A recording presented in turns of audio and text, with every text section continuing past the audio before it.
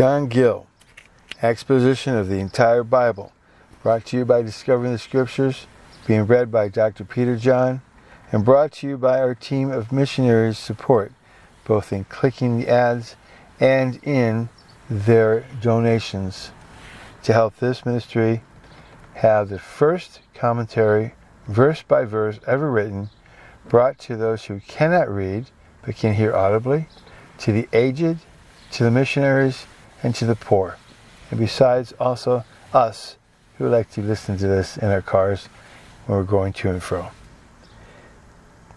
This is the third book of John. There is only one chapter. The writer uses a first chapter, even though there's only one chapter, so we will read as it is written. 3 John. Introduction to 3 John. This epistle was written by the Apostle John, who calls himself an elder, as in the preceding, and is inscribed to a friend of his, whom he mentions by names and expresses a very great affection for, on account of his steady adherency to the truths of the gospel. 3 John 1:1. He wishes him bodily health equal to that prosperity of soul he was indulged with. 3 John 1:2. Congratulates him upon the testimony of the brethren that came from him, gave him of the truth being in him, and of his walking in it, and upon hearing that his children also trod the same path. 3 John 1:3.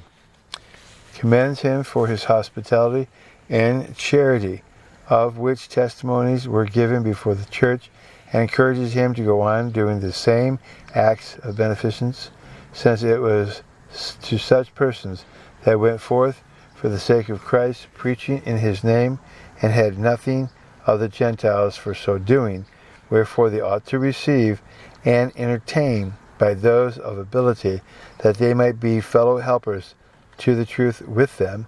3 John 1:5. He complains of Diotrephes, that's Diotrephes,